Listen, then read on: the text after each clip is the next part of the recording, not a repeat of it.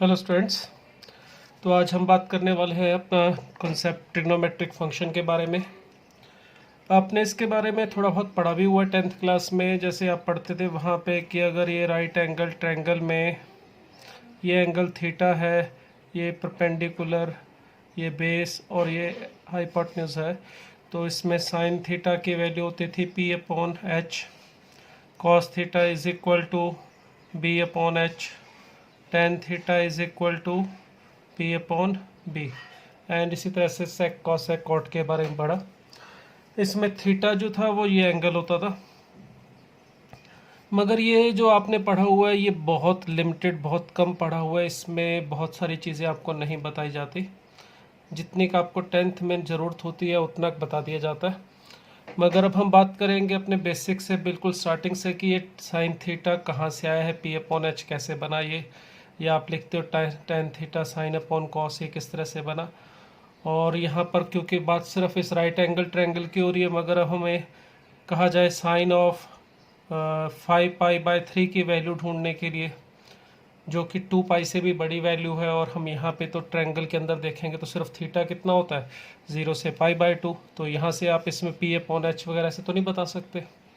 तो अगर हमें इस तरह से आगे की वैल्यू के बारे में बात करनी है, ये पूछा जाए हमसे tan ऑफ पाई कितना होगा या cot ऑफ पाई कितना होगा, तो इसकी वैल्यू हम यहाँ से नहीं बता सकते। तो ये सारी जानकारी और इसके आगे की प्रॉपर्टीज़ को समझने के लिए हमें बिल्कुल साइन और कॉस के जो स्टार्टिंग है, जो रूट है, वहाँ से स्टार्ट करना पड़ेगा। तो उसको समझने के लिए पहले आपको कुछ एक बेसिक चीज़ें पता होनी चाहिए, जो मैं अभी बता रहा हूँ आपको। वैसे अपने चैप्टर एक सर्कल आएगा 11th क्लास में, उसमें सर्कल के बारे में बहुत सारी डिटेल हम और भी पढ़ेंगे, मगर फ़िलहाल कुछ बेसिक सी चीज़ों की ज़रूरत हमें पड़ेगी, वो मैं आपको भी बता रहा हूँ। आपने लीनियर इक्वेशन पढ़ा था 10th क्लास में, जैसे 2x - 3y = 6। ये एक लाइन की इक्वेशन होती है। Linear equation ax + by + c = 0, या =c भी लिख सकते हो। ये लीनियर इक्वेशन जो होती है ये एक लाइन को रिप्रेजेंट करती है। लाइन को रिप्रेजेंट करने का क्या मतलब है, अगर आप इसमें से x की वैल्यू फाइंड आउट करें y की वैल्यू रख के, या y की x की वैल्यू रख के y को फाइंड आउट करें। अगर y लिखना चाहूँ तो 2x - 6/3 इस तरह से लिख सकते हैं। अब अगर x को मैं 0 रख दूँ तो y की वैल्यू -2 मिल रही है। x की वैल्यू अगर मैं 3 रख लेता हूँ तो y की वैल्यू 0 मिल जाएगी। अगर x की वैल्यू मैं यहाँ पे रख देता हूँ, कितने 6 रख लेते हैं, चलो x को 6 रखने से y यहाँ पे 12 - 6 दैट इज़ 2 ये मिल जाएगा। तो इस तरह से कुछ पॉइंट्स हमें मिल जाते हैं। फिर उन पॉइंट्स को जब हम कार्टिजन प्लेन में रिप्रेजेंट करते हैं, 0, -2, x 0 y की वैल्यू -2, x 0 y -2 यहाँ पे मिलेगा, ठीक है। और x3 y 0 यहाँ पर होगा 3, 0। इसी तरह से 6, 6 यहाँ पर, और y की वैल्यू 2, ये 6, 2 पॉइंट होगा।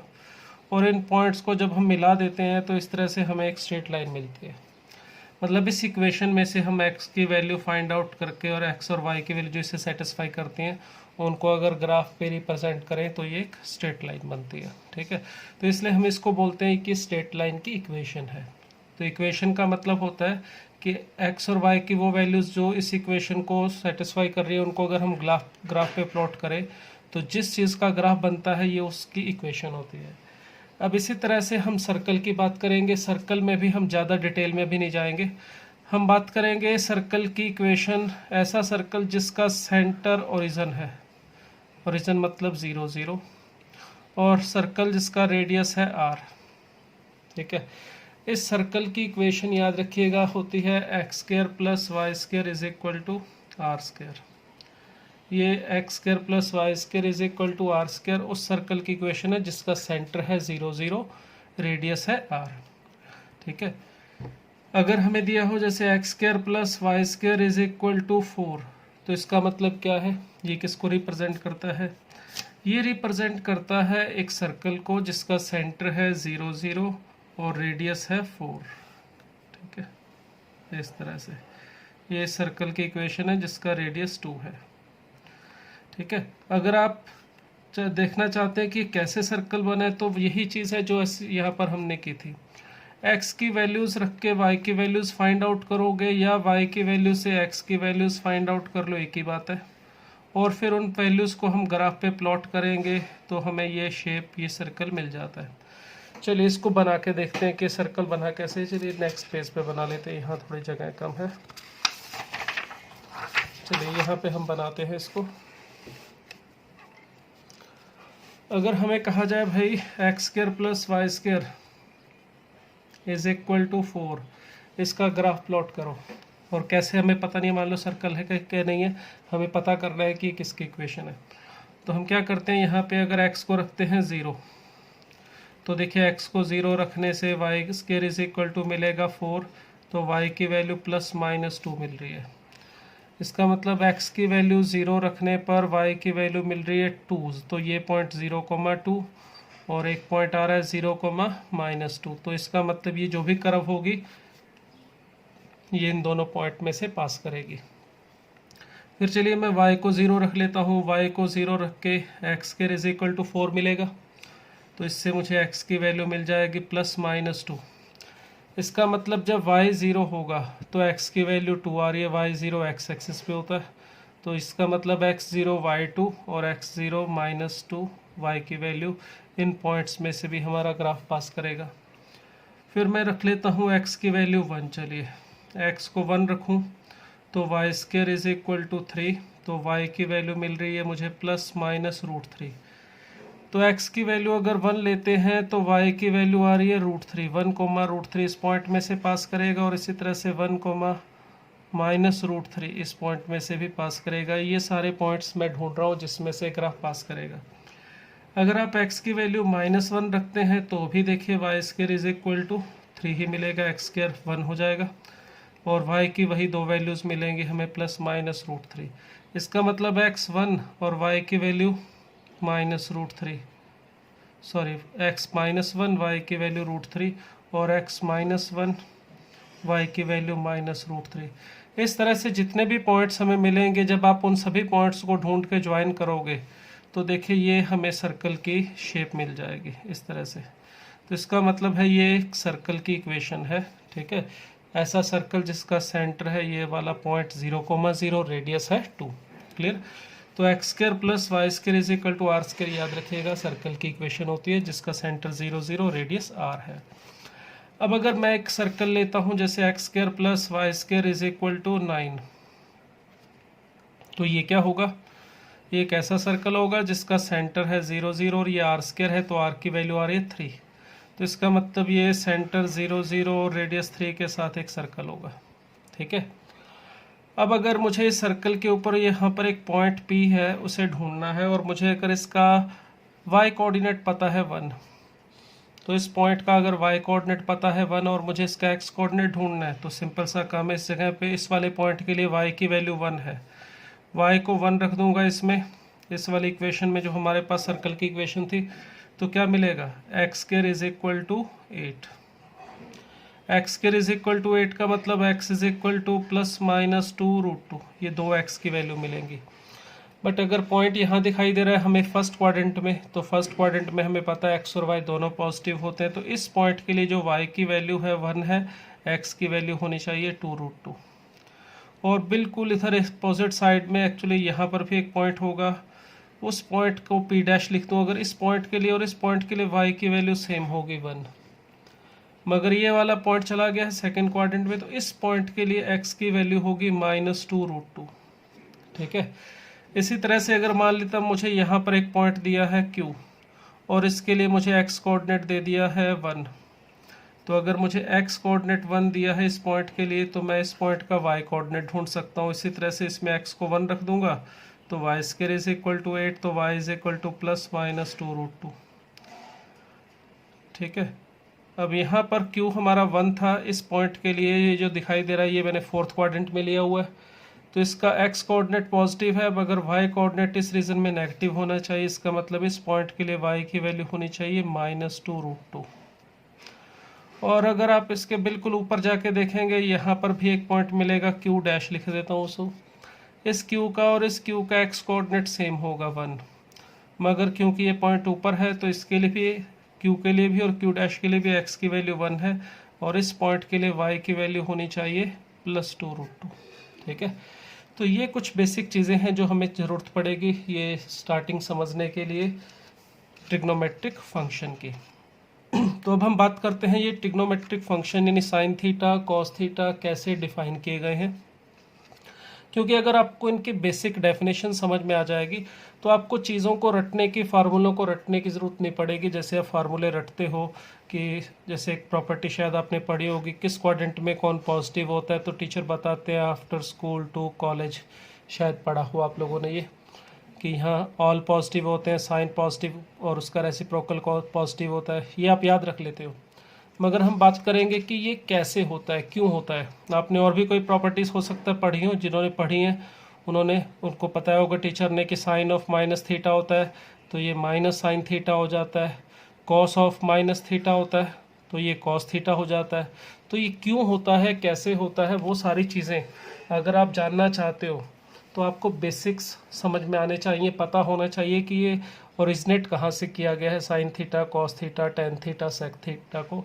अगर आपको इसका ओरिजिन समझ में आ जाएगा तो ये सारे फार्मूले आप इजीली समझ जाओगे। ठीक है, आपको सिर्फ रटने की ज़रूरत नहीं पड़ेगी। अगर रटना चाहते हो तो कोई बात नहीं, बुक में फार्मूले लिखे हुए हैं, आप पढ़ सकते हैं, याद रख सकते हैं, मगर वहाँ पर एक्सप्लेनेशन नहीं दी जाती है कि क्यों ये होता है। तो अब हम यहाँ पे क्यों होता है ये भी जानने की कोशिश करेंगे। तो इसके लिए चलिए हम बात करते हैं ओरिजिन कहाँ से हुआ, sine x cos x tan x sec x cosec x cot x tan x, इन सब का। तो इसके लिए देखिए ये सभी के सभी डिफाइन करने के लिए सबसे पहले एक सर्कल लिया गया, ऐसा सर्कल जिसका सेंटर 0 0 और रेडियस 1 हो। ठीक है, ये एक सर्कल लिया गया है, इस सर्कल का सेंटर है 0 0, रेडियस है 1, तो ये रेडियस इसका 1 है, ये पॉइंट है 1, 0, ये पॉइंट -1, 0 है, इसी तरह से 0, 1 और ये 0, -1, ये सर्कल लिया गया। अगर इस सर्कल के ऊपर कहीं पर भी एक पॉइंट लिया जाए P, मान लेता हूँ ये पॉइंट है P, ये कहीं पर भी ले सकते हो, फर्स्ट क्वाड्रेंट में, सेकंड में, थर्ड में, फोर्थ में, जहाँ आपकी इच्छा हो ले सकते हो। इस पॉइंट को ओरिजिन से मिला देने पर ये पॉइंट P जो इसको मिलाया गया है, इस लाइन को बोलते हैं इसका रेडियस वेक्टर। पॉइंट P को ओरिजिन से मिलाने पर ये जो लाइन सेगमेंट मिल रहा है इसे कहते हैं पॉइंट P का रेडियस वेक्टर। ये पॉइंट P का जो रेडियस वेक्टर है ये एक्स एक्सिस की पॉजिटिव डायरेक्शन के साथ जो एंगल बनाता है, इस एंगल को हम अगर लेते हैं थीटा, मैंने क्या बोला, इस पॉइंट P का जो रेडियस वेक्टर है, रेडियस वेक्टर का मतलब इस पॉइंट P को ओरिजिन से मिलाने वाली लाइन, ये एक्स एक्सिस की पॉजिटिव डायरेक्शन के साथ जो एंगल बना रहा है इसे अगर हम थीटा लिखें। अब positive direction of x axis का क्या मतलब होगा ये भी थोड़ा समझने की बात है। अगर मान लेते हैं कोई पॉइंट P यहाँ पर है और सॉरी ये इसका रेडियस वेक्टर हो गया, ये सिंपलेस्ट पॉइंट को ओरिजिन से मिला है, तो ये OP जो लाइन है एक्स एक्सिस की पॉजिटिव डायरेक्शन के साथ ये एंगल बना रही है अल्फ़ा।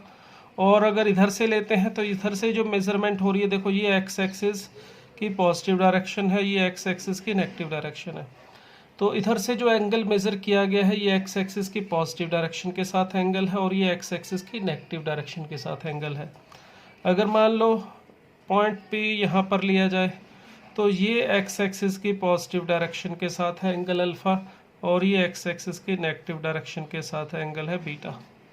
ठीक है, तो positive direction of x axis के साथ एंगल का मतलब ये जिस पॉइंट पे कट कर रही हो उससे राइट हैंड साइड से जा रही, जिस जो जा रहे हो आप राइट हैंड साइड में, ये एक्स एक्सिस की पॉजिटिव डायरेक्शन होती है।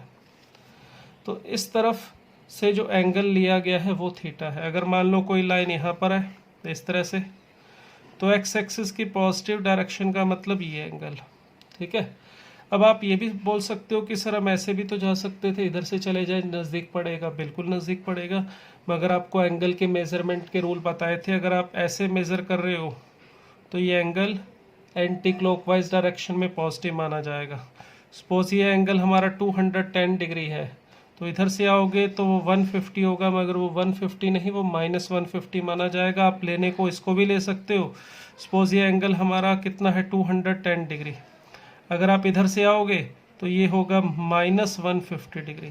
तो आप ये बोल सकते हो कि ये लाइन एक्स एक्सिस की पॉजिटिव डायरेक्शन के साथ एंगल कितना बना रही है 210 डिग्री। ये भी बोल सकते हो कि ये लाइन एक्स एक्सिस की पॉजिटिव डायरेक्शन के साथ एंगल बना रही है -150 डिग्री।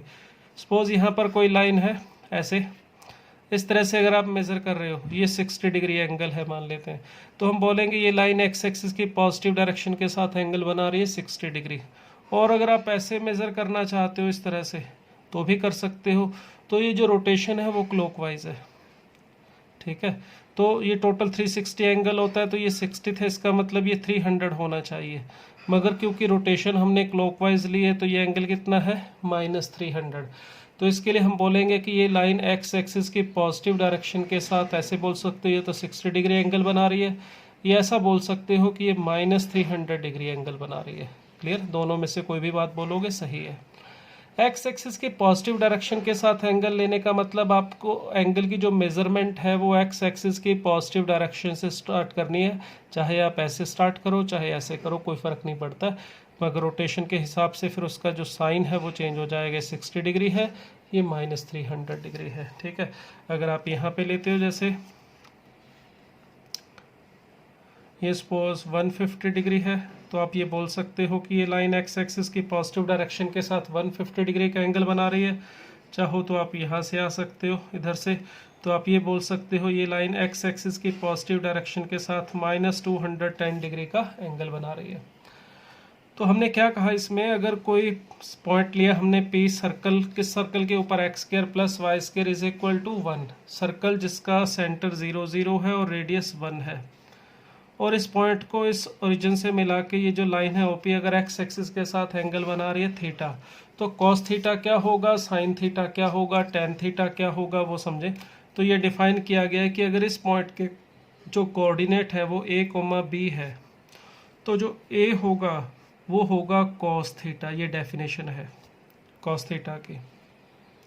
साइन थीटा किसके इक्वल होगा, b के। Cos theta = a, sine theta = b, ठीक है। अब कॉस थीटा और साइन थीटा आ गए, अब बाकी कहाँ गए, सेक थीटा कहाँ होगा, कॉस थीटा क्या होगा, उसके लिए बात कर लेते हैं।